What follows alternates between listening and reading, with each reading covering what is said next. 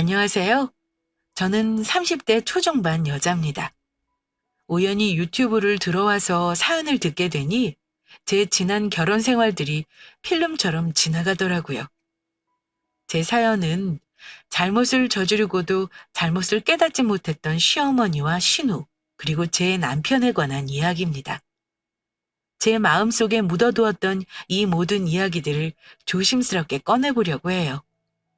제가 이곳에 글을 적게 될 줄은 꿈에도 상상을 못했네요. 구독자분들 모두 제 이야기 잘 들어주세요. 거두절미하고 바로 시작하겠습니다. 남편과 저는 친구의 소개로 연애를 시작하게 되었고, 남편은 공무원, 그리고 저는 프리랜서 영어 강사였어요. 남편이 저보다 3살 연상이었고, 제가 좋다면서 연애 초반부터 결혼을 엄청 조르곤 했죠. 저처럼 야무진 사람은 처음 본다면서 자기 아이의 엄마가 되어줬으면 좋겠다는 둥 이런저런 말들을 항상 했으니까요.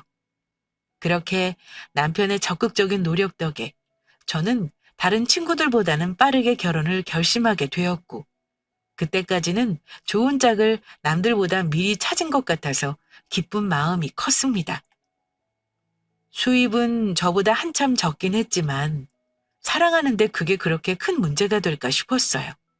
저는 외동딸이었지만 남편에게는 1살이 많은 연년생 누나가 있었고, 이혼을 했다는 것만 대충 들었던지라 어떤 사람인지 잘 몰랐었어요. 물론 어머님도 어떤 분인지 성향도 잘 몰랐고요. 연애할 때도 따로 만난 적은 없었거든요. 그렇게 저는 예비 시어머니와 예비 시누이를 결혼 준비하면서 처음으로 만나게 됩니다. 아버님은 어렸을 때 돌아가셨다고 들었었고요. 이렇게 예쁜 예나가 우리 집안에 며느리로 들어온다니 너무 기쁘다. 우리 아들이 얼마나 칭찬을 하든지. 앞으로 잘 부탁한다. 어머님, 제가 더 잘 부탁드려요. 앞으로 남편 잘 챙기면서 잘 지낼게요. 어머님도 잘 모시겠습니다. 아이고, 말만 들어도 배부르구나. 근데 혹시 신혼집은 어디 쪽에 하려고 하니? 서울 쪽으로 직장을 옮긴다고 들어서 말이야. 어, 우선 지금 경기에서 일을 하고 있어서 결혼하고 경기도에서 지금 학원을 마무리해야 할 것 같아요. 그리고 그 뒤에 서울로 저희가 집을 옮기려고 해요. 서울하고 왔다 갔다 하기에는 제가 체력적으로 너무 무리라서요. 그렇구나. 혹시 그럼 마무리하는 동안만 우리 집에서 사는 건 어떻겠니? 그렇게 단기로 제대로 된 집을 찾기도 힘들 거고, 너희들이 퇴근 시간도 다르니 내가 아들 밥도 챙겨줄 수 있을 것 같고, 생각해보렴? 너무 부담 갖지 말고. 집 보는 것도 정말 만만치 않거든. 어머님도 형님도 불편하시지 않으시겠어요? 그래도 저희 신경 써주셔서 감사드려요. 남편하고 얘기 한번 나눠볼게요. 어머님께서는 저희가 서울로 이사 가기 전 짧은 합가를 제안하셨고, 저 또한 잠시 동안 경기에서 마무리를 할 곳을 찾았던지라 나쁘지 않다고 생각했어요. 또 남편은 공무원이다 보니 아침에 출근해서 저녁에 퇴근하는데 저는 밤에 퇴근을 했어야 했고, 저도 나름 집에 혼자 있을 남편이 많이 신경 쓰이기도 했었거든요. 사소한 거에 신경 쓰지 않는 성격이기도 하고, 어머님과 함께 살고 있는 이혼한 시누이도 관여를 깊게 할 것 같지 않아 보여 저는 남편과 이야기를 나눈 뒤에 시댁에서 제 결혼 생활을 시작하게 되었습니다. 대신 남편이 저에게 더 신경을 많이 써주기로 약속했고요. 지금 생각해보면 그 선택부터 잘못되었던 것 같아요. 바로 합가한 그 순간부터 온갖 시집살이가 시작되었거든요. 요즘 세상에 무슨 시집살이냐고요? 지금부터 쭉 적어볼게요. 결혼하고 얼마 되지 않았을 때예요. 저는 그 전날 꽉 찬 수업과 야근으로 밤 1시에 퇴근을 했었고, 남편이 출근 준비를 하는 시간인 아침 7시에 저는 푹 자고 있는 시간이었어요. 반대로 남편도 제가 퇴근을 할 땐 자고 있을 때도 종종 있었고요. 푹 잠에 들어있는 그 순간 저는 부부 방문을 누가 쿵쿵 두드리는 게 아니겠어요? 누구세요? 너무 놀래서 말을 꺼내니 시어머님이 쫓아 들어오더니 말씀하시더군요. 나야. 내가 쭉 보다 보니 이건 정말 아니지 않니? 내가 진짜 어이가 없어서 세상이 아무리 바뀌었어도 이건 아니지. 어, 어떤 게요, 어머니? 갑자기 두드리셔서 너무 놀랐어요. 출근한 때 남편 밥은 무조건 차려줘야 하는 거 아니니? 남자가 아침을 먹고 가야 힘도 나고 기도 살아서 일도 하는 거지. 나란 일하는데 마누라는 집에서 이렇게 자고나 있고, 아이고, 이렇게 나는 너가 경우 없는 애인 줄 몰랐다. 어제 제가 새벽에 퇴근해서요, 어머님. 그때도 말씀드렸듯이 저하고 남편은 근무 시간 자체가 달라요. 대신 저는 남편이 쉬고 있는 동안 밖에서 일하잖아요. 너가 새벽 2시에 끝나든 새벽 4시에 끝나든 남편 밥은 너가 차려줘야 하는 게 맞다. 내일부터는 무슨 일이 있어도 무조건 차려주도록 해. 밥 차려주고 문 앞까지 가서 배웅도 해주고 저녁은 내가 챙겨주는데 아침도 내가 챙겨주면 너는 아내로서 하는 게 없는 거 아니니? 남편이 아침밥 챙겨 먹고 싶지 않다고 했어요, 어머님. 그 시간에 더 자고 싶다고 했고요. 저한테 그렇게 먹고 싶다고 했으면 사사라도 저희가 먹었겠죠. 그건 너 좋으라고 그냥 하는 소리고. 나는 우리 아들 아침 빼먹은 적 없다. 무슨 아침밥을 사 먹인다는 소리를 하니 또? 갑자기 어머님은 남편의 아침을 차려주라고 말씀하셨고 저와 남편은 아침을 챙기지 않기로 얘기했던지라 너무 당황스러웠어요. 일하는 시간은 똑같고 그저 시간대만 다를 뿐인데 저보고 무조건 아내 도리를 강요하시는 시어머니가 야속하기도 했죠. 제가 시댁에서 사는 것을 너무 쉽게 생각했나 봐요. 그날 저는 바로 남편에게 이 이야기를 하고 의견을 물었어요. 남편은 무조건 제 편을 들어줄 줄 알았거든요. 오빠, 들었는지 모르겠는데 오늘 어머님이 갑자기 아침에 뛰어들어와서 앞으로 아침밥 꼭 차리라고 하시더라? 먹고는 오빠를 문 앞에서 배웅을 하래. 나 진짜 무슨 일 난 줄 알았어. 얼마나 놀랐는지 진짜. 대충 얘기는 들었어. 아무래도 며느리가 집에 들어왔으니 아들 아침도 챙겨주고 하는 거 보고 싶으시겠지. 이해는 가. 옛날엔 다 그랬다니까. 오빠, 나 오빠보다 적게 일하는 것도 아니고 똑같이 일해. 왜 나만 아침을 차려야 해? 그러면 오빠도 나랑 돌아가면서 해. 일하는 시간만 다른 거잖아. 그거 보면 엄마가 퍽이나 가만히 두겠다. 그냥 이래저래 말 나오지 않게 대충 하면 어때? 내가 반찬이라도 사다 둘게. 그런 거 몰래 몰래 그냥 접시에 옮겨서 내놓고 차리기만 해. 어차피 여보 금방 근무지 옮길 거잖아. 우리도 금방 서울로 이사 갈 거고. 알겠어. 처음부터 결혼 생활에 큰 문제를 일으키고 싶지 않았던 저는 남편의 제안대로 하기로 했어요. 아이들 시험 기간이라도 겹치는 날이면 몸이 부서지듯 힘들었지만 지금 생각해도 제 입장에서 최선을 다했다고 생각하고 있어요. 남편은 초반 1달 정도는 반찬을 사와서 냉장고에 밤늦게 숨겨두고는 했고 저는 조금만 더 추가하여 차리면 됐었기에 아침밤 자체는 크게 문제가 되지 않았어요. 아침은 시어머니, 시누이, 남편 이렇게 셋이서 먹었고 차린 사람은 먹지도 못하고 반찬 더 주랴 물 주랴 왔다 갔다 하곤 했죠. 다만 말리는 시누이가 밉다더니 종종 시누이는 반찬 투정도 했어요. 옳게 너무 힘들게 생각하지 마. 나 결혼했을 때도 다 그렇게 했어. 뭐 그게 힘들어?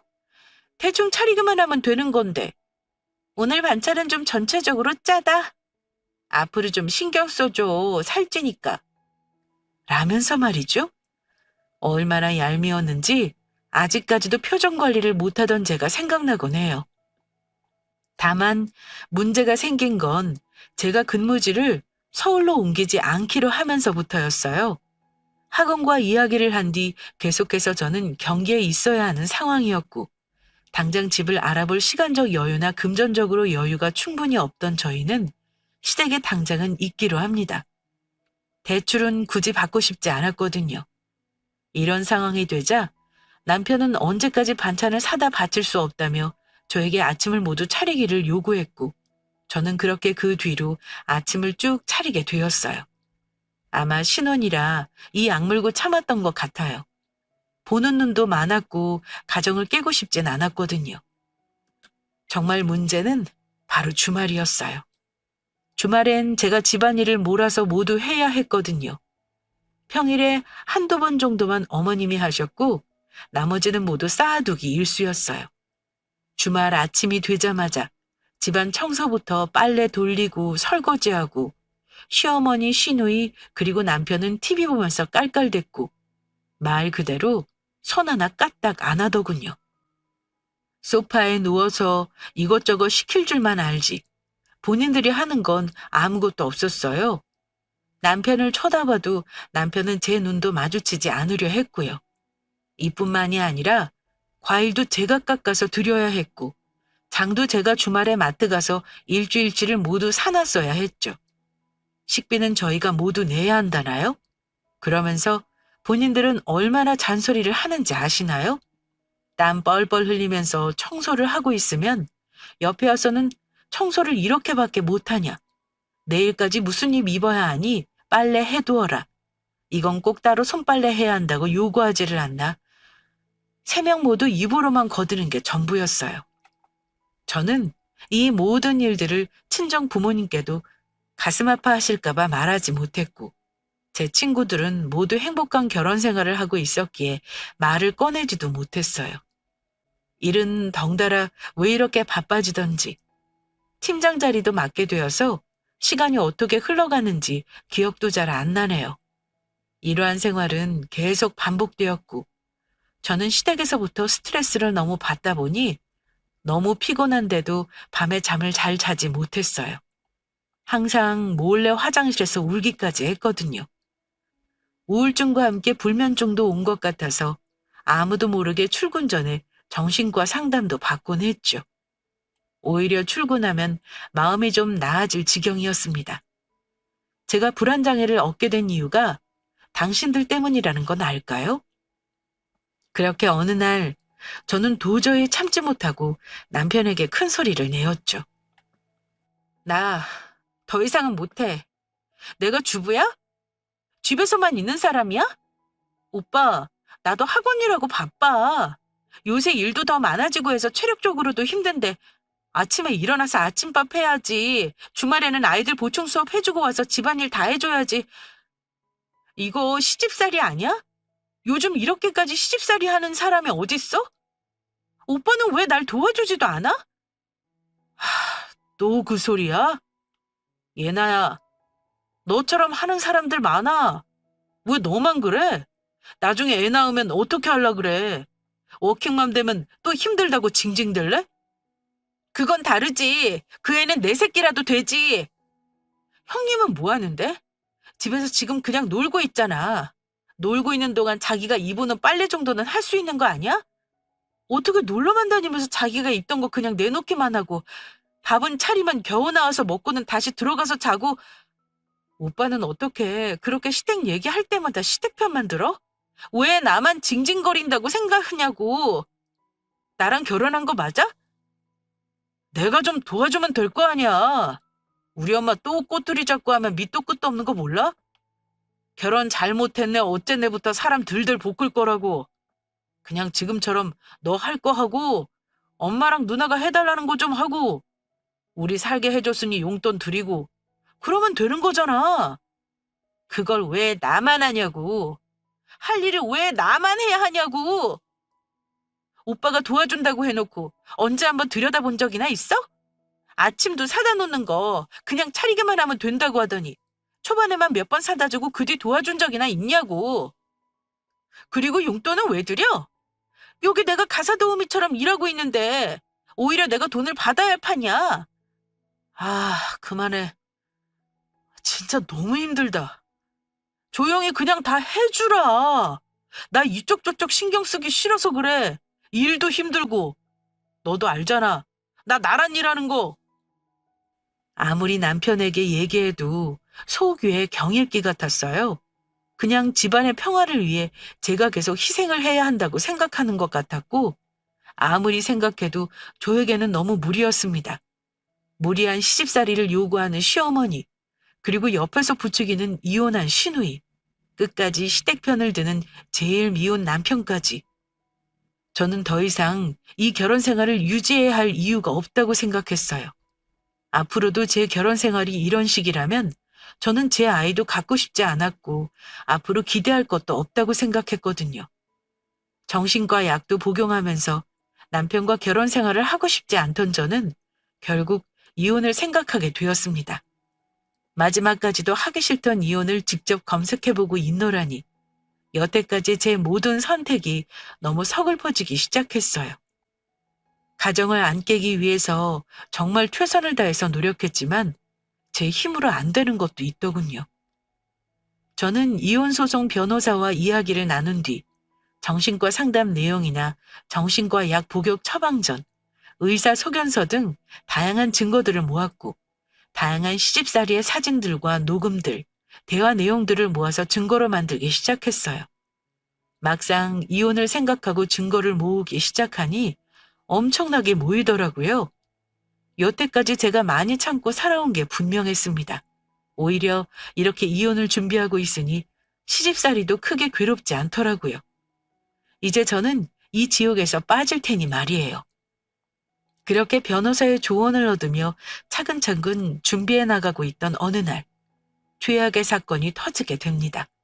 바로 결혼하고서 맞은 첫 번째 명절이었는데요. 저는 시댁에서 지내고 있었기에 자연스레 시댁에서 명절을 먼저 보내게 되었고, 시댁 어른들도 함께 오셔서 식사도 하시고 얘기도 모두 마친 뒤였어요. 물론 음식은 제가 다 했고, 시어머니와 시누이는 본인들이 한 척 열심히 음식을 나르고 있었고요. 남편은 중간중간 와서 제가 만든 전이나 옆에서 뺏어 먹었고, 수고했다, 내지는 힘들지라는 위로의 말도 건네지 않더라고요. 이런 사람들이니 그러려니 하고 시댁 어른들을 모두 배웅한 뒤 이제 친정으로 넘어가려고 말하던 그 순간이었어요. 명절 연휴는 주말까지 낀 4일이었고 그날은 명절 연휴 마지막 날이었죠. 어머님, 형님, 저희 이제 친정으로 넘어가 볼게요. 저희 엄마 아빠도 계속 기다리고 계셔서요. 마지막 날이라도 넘어가야 하잖아요. 제가 외동딸이기도 하고 제가 없으면 집이 허전하거든요. 예, 지금 그게 무슨 말이니? 지금 어딜 넘어간다는 거야? 저희 친정 간다고요. 지금쯤 출발해야 할 것 같아요. 운전하기도 힘드니 더 어둑해지기도 전에요. 예나야, 무슨 명절에 친정을 간다는 거니? 결혼하면 출가 외인인 거 모르니? 마무리 다 하고 설거지까지 해야지. 할 일이 얼마나 많은데 지금 간대? 안 된다. 그러자 시누이도 옆에서 시어머니의 말씀을 거들더라고요. 옳게. 명절에는 남자 집에 있어야 되는 게 맞아. 어디서 여자 집에 가? 엄마 아빠가 따로 말씀 안 하셨어? 엄마 말 틀린 거 하나 없는데. 사돈께 말씀드려봐. 아마 이해해 주실 거야. 그렇게 하는 게 맞다고 하실걸? 그 순간 저는 더 이상 참지 못하고 그 자리에서 남편에게 이혼 이야기를 꺼냈습니다. 더 이상 이 사람들을 못 봐주겠더라고요. 마무리요? 시댁 어른들 다 보내드렸고 음식도 챙겨서 보냈고 설거지도 다 했잖아요. 오빠가 말해봐. 어떻게 생각해? 정말 오빠도 똑같이 생각해? 아니, 그냥 틀린 말은 아니지 사실. 우리 엄마랑 누나가 틀린 말 하는 사람들은 아니라서 들어서 나쁠 건 없잖아. 저 이혼할게요. 뭐, 예나야, 들어가서 얘기해. 너 지금 너무 흥분했어. 지금 엄마랑 누나 앞에서 뭐 하는 거야? 다시 말씀드려요. 어머님, 그리고 형님, 저 이혼할게요. 이렇게 개판인 시댁은 TV에서 말고 처음 봐요. 저 여태까지 엄청 참고 살았거든요. 제가 노는 사람이에요? 저 남편보다 몇 배는 돈 더 잘 벌어요. 이제 앞으로 더 잘 벌 거고요. 근데 무슨 나란 일을 한다고 나랏밥 먹고 있다고 대접해주라는데 웃기지도 않네요. 무슨 대통령이에요? 월급 200만 원이잖아요. 그거 누구 코에 붙여요? 그리고 아침은 무슨 지금 조선시대예요? 왜 그걸 며느리가 다 해야 해요? 저 시집 오기 전에도 그렇게 아침 꼬박꼬박 드셨어요? 그리고 형님, 본인 속옷이나 본인 옷은 본인이 빨아 입으세요. 나이 어린 올케한테 주기 민망하지도 않으세요? 너 그만하지 못해? 지금 엄마랑 누나한테 무슨 말버릇이야? 너가 하는 게 뭐가 그렇게 많다고 매일 징징거려. 아침에 일어나서 일 가는 게 얼마나 힘든지 알아? 어른 말 잘 들어. 고집 좀 그만 부리고. 그래서? 내가 여태까지 안 들었어? 조용히 하라는 거 다 했잖아. 아침에 일어나서 일 가는 거? 그럼 너야말로 밤늦게 새벽에 퇴근하는 게 얼마나 힘든지 알아? 어른이 하는 말이라서 여태까지 다 했고 이제 못하겠다 이거야. 너 마누라 정신과 약 먹고 불면증 시달리는 거 알지도 못하지? 너 엄마랑 누나나 평생 잘 챙기고 살아. 그러자 옆에서 시어머니가 큰 소리로 저를 죽일 듯이 노려보며 한마디 하셨어요. 너 우리 아들이랑 헤어지고 잘 살 수 있을 것 같냐? 지금 말 다 했어? 며느리로서 해야 할 일을 한 건데 그게 뭐가 불만이라는 거야? 며느리로서 해야 할 일 아니에요. 전 오늘부터 나가서 살 거고 그렇게 아끼는 나란이라는 아들 이혼 절차나 잘 밟아 도와주세요. 자식 2명 다 이혼남 이혼년이 볼만하겠네요. 그리고 형님 어디서 사돈 어쩌고저쩌고 들먹여요? 함부로 말하지 마세요. 그렇게 저는 모든 짐을 싸서 밖으로 나왔어요. 정말 짧았던 결혼 생활이었지만 뭐 이렇게 당한 일들이 많은지. 가방을 싸서 택시를 탔는데 눈물도 한 방울 흐르지 않더라고요. 드디어 제가 그 집구석에서 나온다는 게 너무 행복했어요. 소송을 진행하면서 저는 이제야 숨통이 트이는 것 같았고 마음이 편해졌는지 일도 술술 잘 되더라고요. 아이들과 함께하는 수업도 너무 즐거웠고 오랜만에 만나는 친구들과도 하하호호 즐거웠고 부모님 모시고 이쪽 저쪽 여행도 갔고요. 저는 이게 인생이라고 계속 되뇌었죠. 결론을 말씀드리면 저는 승소를 했고 이혼도 잘 마무리가 되었고요. 정말 다행히도 제가 모은 증거들이 모두 인정받아서 저에게 굉장히 유리하게 돌아가게 됐지요. 참 다행이에요. 그렇게 화려한 돌싱이 된 저는 같은 경기이지만 다른 학원으로 옮겨서 근무를 하게 되었고 그곳 1층에서는 큰 대형 카페가 있었어요. 항상 사람들로 꽉 차 있었고 그렇게 큰 카페는 오랜만에 볼 만큼 크기도 많이 컸던 곳이었죠. 저는 출근하기 전에 항상 들려서 커피를 사가곤 해서 젊은 남자 사장님과도 많이 가까워지게 되었어요.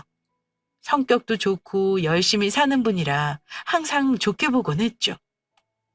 출근하시는 거예요, 선생님? 아, 네.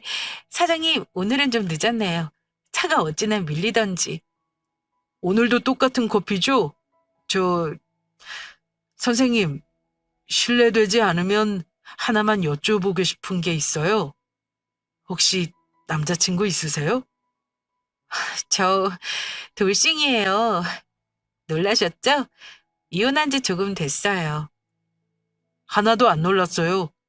괜찮으시다면 저랑 퇴근하시고 밥 한번 드실래요?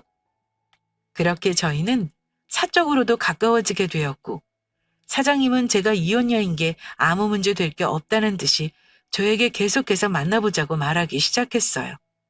저보다 1살 많았던 사장님은 제가 오래 꿈꾸던 이상형이라며 제 상처를 보듬어주고 싶다면서 많은 관심을 보여주곤 했죠.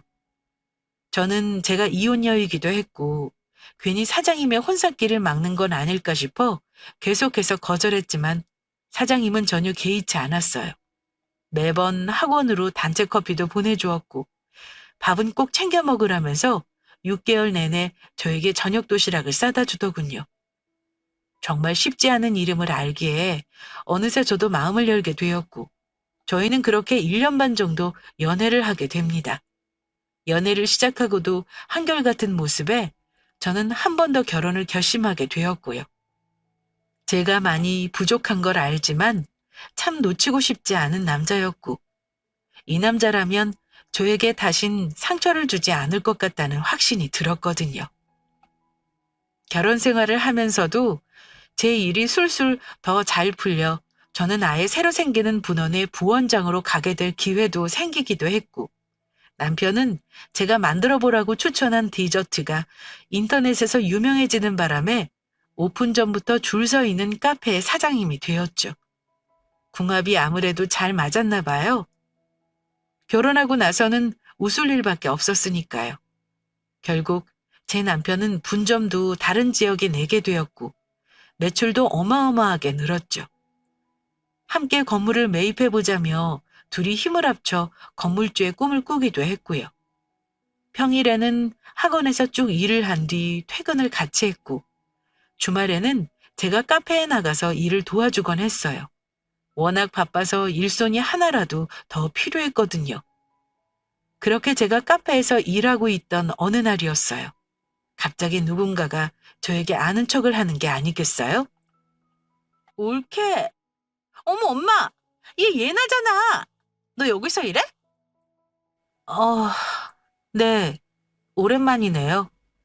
네, 저 여기서 일해요. 여기 카페에서 알바하는 거야? 요새 알바해서 돈이 되니? 불안정이라며. 약 먹고 있다며. 근데 어떻게 이렇게 사람 많은 데서 일을 해? 혹시 거짓말 쳤던 거 아니니? 저희가 그렇게 안부모를 쌓이는 아니잖아요. 말하기 싫으니 그냥 맛있게 드시고 가시면 됩니다. 그러길래 우리 아들이랑 잘 살았으면 이렇게 힘들게 살진 않을 거 아니야? 그치, 딸? 우리 아들이 날아빠 먹는 사람인데 얼마나 안정적이야. 아주 1등 신랑감인데 지복을 지가 찾지. 누굴 탓해? 아마 여자들이 줄을 설걸? 그럼 내 동생이 공무원인데 이게 뭐라? 너 꼴을 좀 봐, 예나야. 이혼했으면 제대로 살기라도 해야지. 그 위자료 다 받아가서 뭐 했대? 여기서 이렇게 우리 커피나 타고 있을 줄이야. 진짜 인생 모르는 거야. 우연히 저는 전 시어머니 전 시누이를 만나게 된 거였어요. 제가 사장 와이프인 줄은 모르고 옆에서 계속 비꼬면서 저를 약올리더라고요. 제 얼굴이 화가 나서 빨개지고 있으니 옆에 있던 듬직한 남자 알바생이 저에게 한마디 하더군요. 사장님, 무슨 일이세요? 뭐 도와드려요? 필요하시면 말씀하세요. 아니야, 괜찮아. 별거 아니니까 신경 쓰지 말고 일 봐. 이 말을 듣자마자 전 시어머니와 전 시누이는 얼굴이 당황한 듯 찌그러지더니 저에게 말했어요. 너, 너가 여기 사장이라고? 어디서? 거짓말을 쳐? 너가 어떻게 큰 카페 사장을 해? 아주 못 배워먹어서 어른한테 거짓말이나 치고 진짜 여전하구나. 하나도 바뀐 게 없어. 아무리 생각해도 잘 헤어졌다. 잘 헤어졌어. 그 순간 정말 운명의 장난이라도 하는 듯이 제 남편이 벤치에서 내려서 카페로 들어오고 있었어요. 더 이상 이 사람들하고 엮이고 싶지 않았는데 옆에서 계속 비꼬면서 서 있는 동에 저는 정말 화가 많이 났었고, 제 남편은 카페로 들어오자마자 제 화난 얼굴을 보고는 저에게 달려오더라고요. 여보, 왜 그래? 무슨 일 있어? 얼굴이 왜 그래? 아니야, 아무것도. 여보, 이래. 저는 그때 전 시어머니와 전 시누의 얼굴을 잊지 못합니다. 얼마나 놀랬는지 둘 다 굳어서 아무 말도 하지 못하고 있더라고요. 다시 생각해보니 제 남편 카페에서 제가 어떻게 살고 있는지 상황 파악하게 하는 것도 나쁘지 않다고 생각했어요.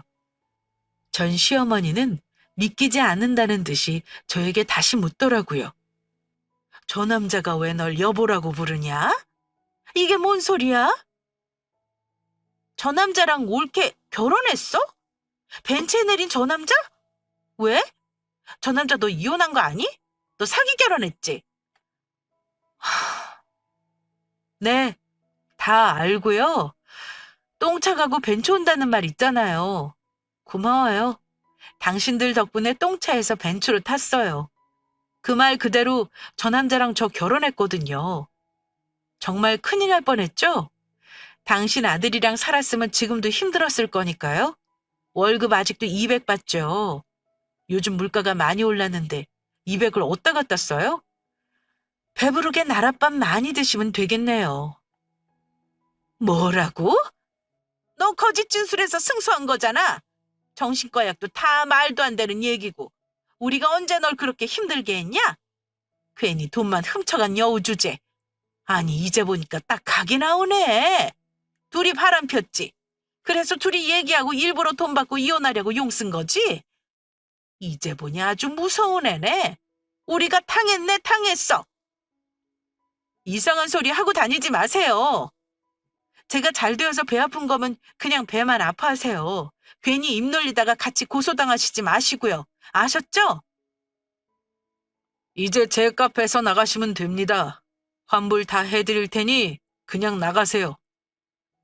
괜히 건물 살려고 알아보고 있는데 이래저래 부정탈라 무서워서요.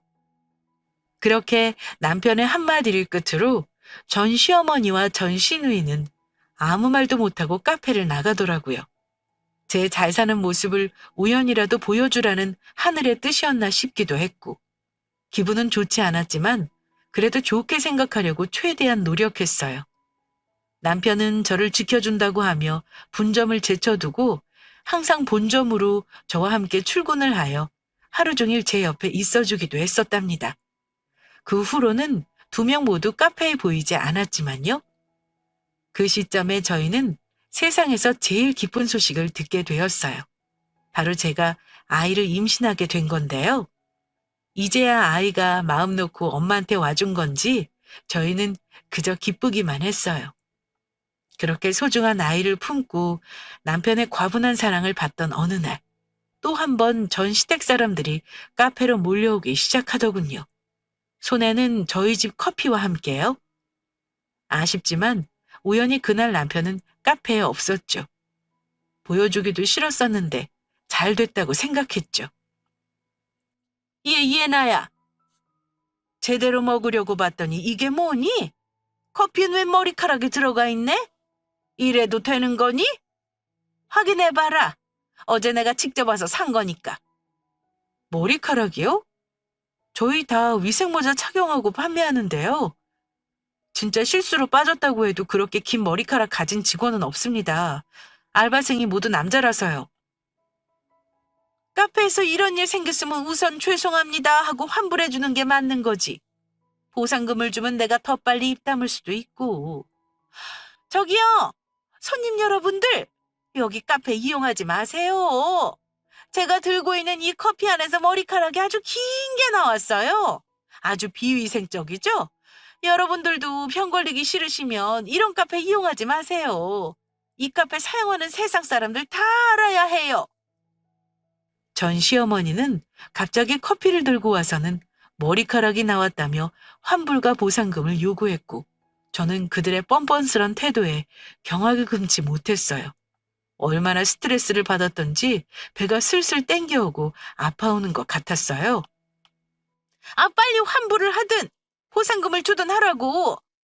말이 말 같지 않아? 어디 내가 너 잘 되는 꼴 보고 있을 것 같아? 우리 아들 복수 내가 대신 해줄 거야. 우리 아들 힘들어한 만큼 너도 힘들어야 해. 저기요, 무슨 보상금이에요? 어디서 지금 말도 안 되는 소리를 하고 있어요? 당신 아들만 힘들었어요? 공무원 아들 어쩌가면서 시집살이 시킨 게 누군데? 나가지 않으면 신고하겠습니다. 이렇게 말했음에도 전 시댁 사람들은 나가지 않고 계속해서 가게에서 큰 소리를 내고 있었고, 저는 보란 듯이 경찰을 불렀어요. 줄 서던 수많은 사람들에게도 피해가 갔으니 이건 영업방해로도 명확했거든요. 그 안에 남편 또한 저에게 달려와서 계속 저를 지켜주고 있었고요. 경찰이 오니 커피에서 머리카락이 나왔다 어떻게 하냐라고 하면서 따지다가 결국은 집에 돌아가더군요. 저는 그때 계셨던 손님분들도 수습을 해야 했기에 모두 커피를 무료로 드리면서 말씀드렸어요. 죄송합니다. 매일 오는 진상 손님인데 이젠 거짓말까지 하네요. 좋은 시간 방해해서 정말 죄송합니다. 모두 커피 한 잔씩 더 무료로 드릴게요. 드시고 가세요. 제가 왜 이렇게 손해를 보면서 장사를 해야 하는지 정말 짜증나고 화가 났지만 손님분들이 이해해 주시고 힘내라고 말씀해 주셔서 저는 감사하기도 했고 다행이라고 생각했어요. 남편은 신고한 저를 이해한다면서 본인도 화가 많이 났지만 뱃속에 아이도 있고 큰 소리 내는 것은 좋지 않을 것 같다며 더 진행시키진 말자고 말하더군요. 다음에는 본인이 다 처리하겠다고 하면서요. 저는 든든하기도 했고 남편을 믿고 있었기에 그렇게 그냥 넘어가기로 했습니다. 한 이틀 정도 지났을까요? 알바생이 저에게 급하다면서 인터넷 글 주소를 보내주었는데 정말 가관이었습니다. 글의 제목은 유명한 카페의 비위생적인 행태였고 그곳엔 저희 상호명을 밝히며 머리카락 사진, 커피 사진 등등 다양한 증거라면서 글이 올라가 있었어요. 누가 봐도 신우이가 한 짓이었고 저는 보자마자 이건 선을 넘는 행동이라고 생각을 했죠. 제 인생만 망치면 됐지 제 남편의 카페까지 망치려고 하는 게 너무 화가 났어요. 정말 우리 카페에서는 이런 적도 없고 남자 알바생뿐인데 왜 머리카락이 들어갔을까 싶어서 저는 그 자리에서 남편과 카페로 달려가서 전 시어머니와 전 시누이가 왔다는 당일 CCTV를 모두 뒤져보기로 합니다. 뭐, 뭐야? 그날 이 사람들 오지도 않았잖아. 오지도 않았는데 어떻게 커피를 샀는데 머리카락이 나왔다고 했던 거야? 이 사람들이 정말 그냥 우리 망하라고 고사를 지내는 거네. 완전 허위사실 유포잖아? 바로 경찰에 신고해서 다 자료 넘기자, 오빠. 미안해. 자꾸 이런 일 겪게 해서 못 볼 걸 자꾸 보여주고 나도 민망하다. 아니야, 괜찮아. 어떻게든 그냥 넘기려고 했는데 이건 아니지. 없는 얘기를 지어내는 건. 그렇게 저희는 카페 CCTV를 확인해서 결국 경찰에 넘기게 되었어요. 이 사실을 그쪽에서도 알게 되었는지 2명 모두 카페로 찾아와서는 저에게 싹싹 비는 게 아니겠어요? 옳게. 아니 예나야 소식 들었어. 혹시 그냥 없던 일로 해주면 안 될까? 지금 집에서 나는 놀고 있고 전 남편도 알잖아. 별로 돈 많이 못 버는 거. 지금 벌금 낼 여유가 없어서. 너 얘기 듣자마자 잘못했다고 생각해서 글은 바로 내렸어. 오해의 소지가 있을까 싶어서. 그 글에서 오해의 소지가 있을 부분은 없었어요. 그냥 사실처럼 다 적으셨던데요. 그냥 고소 진행하려고요. 저희 타격도 많이 받았고요. 돈 없으시면 그런 거짓말도 적지 말으셨어야죠. 그리고 그날 저희 카페도 아예 오신 적 없으시잖아요. 제가 모를 줄 아세요? 아가, 미안하다, 미안해. 그냥 우리가 다 못돼 먹고 어리석어서 벌인 일이다. 제발 한 번만 없었던 일인 셈 치면 안 될까? 일이 생각보다 커져서 우리도 너무 당황스럽구나. 내가 너무 잘못했다. 그 정도 일을 벌이실 거면 각오도 제대로 하고 계셨어야죠. 그럴 깡도 없으시면서 그런 일을 벌이셨어요? 저는 합의할 생각 없습니다. 그냥 진행할게요. 그리고 좀 나가주실래요? 저 임신 중이라 스트레스 받거나 안 좋은 거 보면 안 될 것 같아서요. 그리고 개인적으로 전화 주시거나 카페에 전화 주시지도 마세요. 가중처벌 될 거예요. 임신했다고? 그래, 미안하구나. 한 번만 잘 생각해 주렴. 내가 하라는 건 다 할게. 됐습니다. 그 뒤로 그들은 정말로 벌금을 낼 돈이 없었는지 2번 정도 더 와서는 저희 알바생에게도 매달려서 용서해달라고 했다고 하더라고요. 어느 달은 카페 앞을 싹 청소해두지를 않나, 문 앞에 편지를 두지를 않나 정말 가증스러웠어요. 큰돈을 벌금을 물게 되니 이제서야 사과하는 모습이 정말 추하더라고요. 거기에 끄떡도 하지 않고 저희는 계속 진행했고 결국은 벌금형이 나오게 되었습니다. 참 잘 됐다고 생각했어요. 그리고 저는 괜히 일을 버리지 않은 게 저에게 큰 도움이 될 거라고 생각했는데 사람 마음이라는 게 그렇게 착하진 않더군요. 저와 제 아이, 그리고 남편을 건드렸다고 생각하니 더 화가 났고 저는 시댁 식구들이 열심히 교회를 다니고 있는 것을 알았기에 저도 그 주에 교회로 향했습니다. 그들이 가장 중요하게 생각하는 게 교회에서의 평판인 걸 제가 잘 알고 있었거든요. 교회에 도착한 저는 사람들을 붙잡고 여태까지 있었던 시집살이, 저에게 했던 치욕스럽던 말들, 그리고 이번에 있었던 충격적인 자작극까지 모든 이야기를 털어두었어요. 입에서 입으로 전해지는 말들이 더욱 무섭다는 걸 저는 누구보다 잘 알고 있었으니까요. 많은 분들이 저를 위로해 주었고 다양한 분들께 안부 연락도 받게 되었어요. 속이 시원했죠.